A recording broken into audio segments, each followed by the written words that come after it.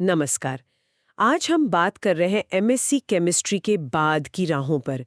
Degree तो मिल जाती है, पर अक्सर ये सवाल मन में आता है, अब आगे क्या? कौन सी जॉब्स हैं? तैयारी कहाँ से शुरू करें? बिल्कुल। और ये सवाल बहुत जायज़ हैं। तो आज की इस बातचीत में हम पहले उन असली परेशानियों को समझेंगे जो एमएससी केमिस्ट्री स्टूडेंट्स फेस करते हैं। हाँ, और फिर देखेंगे कि उनके लिए मौके क्या-क्या हैं। एक क्लियर पिक्चर देने की कोशिश करेंगे। सही कहा। तो सबसे आम दिक्कत जो मुझे लगती है वो है सही दिशा का ना पता होना। कई बार स्टूडेंट्स को लगता है कि बस टीचिंग ही एक ऑप्शन बचा है। हाँ, ये एक बहुत कॉमन मिसकंसेप्शन है। मतलब एक धारणा बन गई है। और दूसरी तरफ सरकारी नौकरियों की दुनिया है। उफ, वो तो और भी कंफ्यूजिंग है। इतने सारे एग्जाम्स, सबके अलग सिलेबस, अलग एलिजिबिलिटी क्राइटेरिया, इसी में उलझ के रह जाते हैं कई बार। सही बात है। जानकारी भी तो बिखरी हुई सी लगती है। बिल्कुल। और अगर प्राइवेट सेक्टर की तरफ देखें, हाँ, वहाँ तो फ्रेशर्स के लिए अलग ही चैलेंज है। वही एक्सपीरियंस वाली बात। पहला अनुभव मांगते हैं अक्सर। तो फ्रेशर सोचेगा कि अनुभव लाऊं कहाँ से? नौकरी के बिना अनुभव नहीं, अनुभव के बिना नौकरी नहीं। एक चक्रव्यूह जैसा। हाँ, ये एक बड़ी दुविधा है।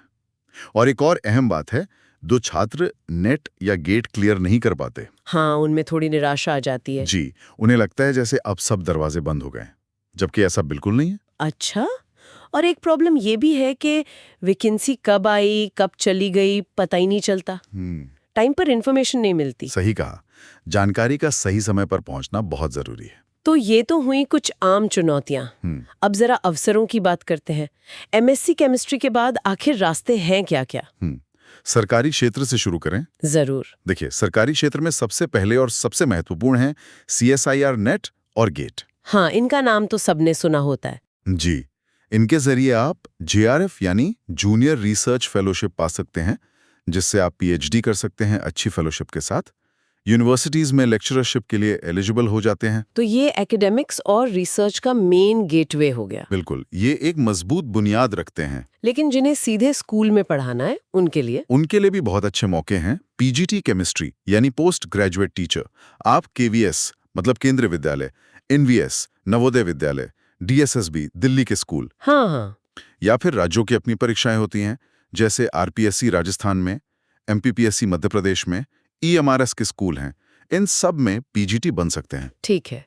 और अगर किसी को सिर्फ रिसर्च में ही जाना हो, टीचिंग नहीं करनी, उनके लिए भी भारत की टॉप रिसर्च संस्थाएं हैं, जैसे DRDO है, बार्क है, ISRO है, CSIR की अपनी लैब्स हैं पूरे देश में। अच्छा, इनमें साइंटिस्ट की पोस्ट्स निकलती होंगी। जी हाँ, साइंटिस्ट या रिसर्च पोजीशंस होती हैं। और ये जो बड़ी सरकारी कंपनियां हैं, PSUs, ONGC, IOCL वगैरह, हाँ, बिल्कुल। कई बड़े PSUs जैसे ONGC, IOCL, BPCL, HPCL, SAIL, NTPC, इनमें केमिस्ट्री वालों के लिए QC यानी क्वालिटी कंट्रोल और R&D, research and development departments में काफी मौके होते हैं। इनमें भर्ती कैसे होती है? कई PSUs तो सीधे गेट स्कोर के आधार पर भी इंटरव्यू के लिए बुलाते हैं। और इनके अलावा भी सरकारी एजेंसीज हैं, जैसे CPCB, ICMR, फॉरेंसिक लैब्स हैं। राज्यों के अपने पोल्यूशन कंट्रोल बोर्ड हैं, वहां भी पद निकलते हैं। वाह, मतलब सरकारी क्षेत्र में तो काफी विविधता है।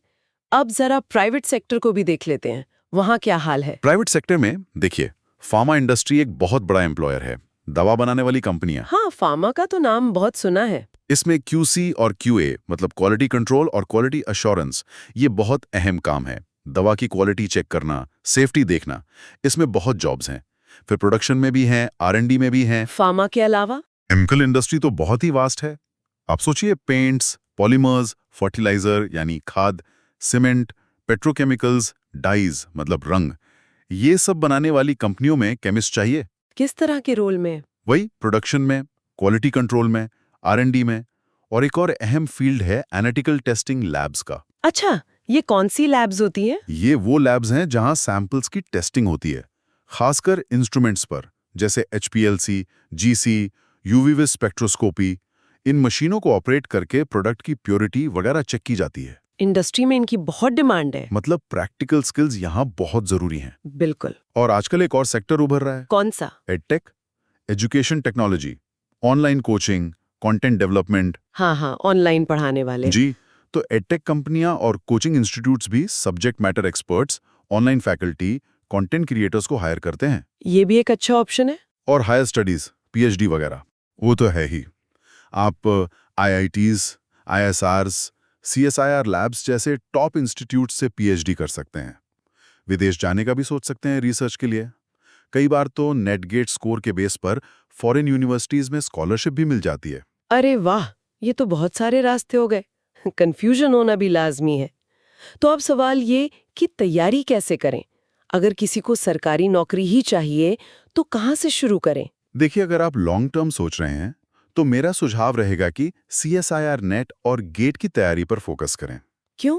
क्योंकि इससे न सिर्फ एकेडमिक्स और रिसर्च के दरवाजे खुलते हैं, बल्कि इसकी तैयारी से आपकी सब्जेक्ट पर पकड़ इतनी अच्छी हो जाती है कि बाकी कई एग्जाम्स जैसे पीजीटी वगैरह में भी बहुत मदद मिलती है। अच्छा, मतलब ये एक तरह से मास्टर की है। कह सकते हैं, इससे बेस बहुत स्ट्रांग हो जाता है। और जिन्हें स्कूल टीचर ही बनना है, पीजीटी पे ही फोकस करना है, उन्हें फिर केवीएस, एनवीएस, डीएसएसबी या अपने राज्य की पीजीटी परीक्षाओं के सिलेबस और पैटर्न पे ध्यान देना चाहिए। इसमें सब्जेक्ट नॉलेज के साथ साथ टीचिंग एप्टीट्यूड भी टेस्ट होता है। हाँ, पढ़ाने का तरीका भी देखा जाता है। बिल्कुल, तो उसकी भी तैयारी करनी पड़ती है। और प्राइवेट सेक्टर के लिए आपने कहा था कि प्रैक्टिकल स्किल्स जरूरी हैं, एचपीएलसी, जीसी वगैरह। जी हाँ, प्राइवेट इंडस्ट्री में खासकर लैब्स में हैंड्स ऑन एक्सपीरियंस बहुत मैटर करता है। अगर आपने कॉलेज में या इंटर्नशिप में इन इंस्ट्रूमेंट्स पर काम किया है तो आपका सीवी बहुत स्ट्रांग हो जाता है। तो इंटर्नशिप या कोई शॉर्ट टर्म कोर्स करना फायदेमंद रहेगा। बहुत फायदेमंद। इससे आपको रियल वर्ल्ड एक्सपोजर मिलता है और नौकरी मिलने में आसानी होती है। ये बहुत अच्छी सलाह है। आखिर में उन स्टूडेंट्स के लिए क्या कहेंगे जो नेट गेट क्लियर नहीं कर पाए? क्या उन्हें निराश होना चाहिए? बिल्कुल भी नहीं।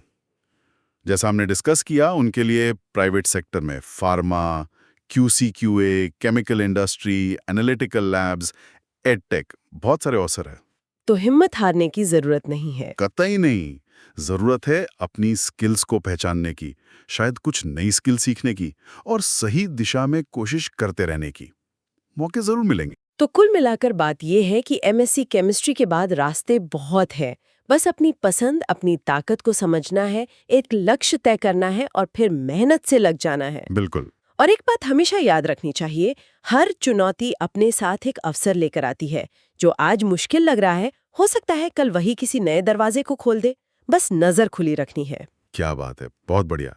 और हाँ, एक जरूरी सूचना, अगर आप केमिस्ट्री फील्ड की नौकरियों, इंटर्नशिप्स की रोजाना अपडेट्स चाहते हैं तो हमारा ऑफिशियल टेलीग्राम चैनल जरूर ज्वाइन करें। लिंक आपको नीचे डिस्क्रिप्शन में मिल जाएगा। तो अगली बार फिर मिलेंगे एक नए टॉपिक के साथ, कुछ और गहरी जानकारी लेकर। तब तक सीखते रहिए और आगे बढ़ते रहिए।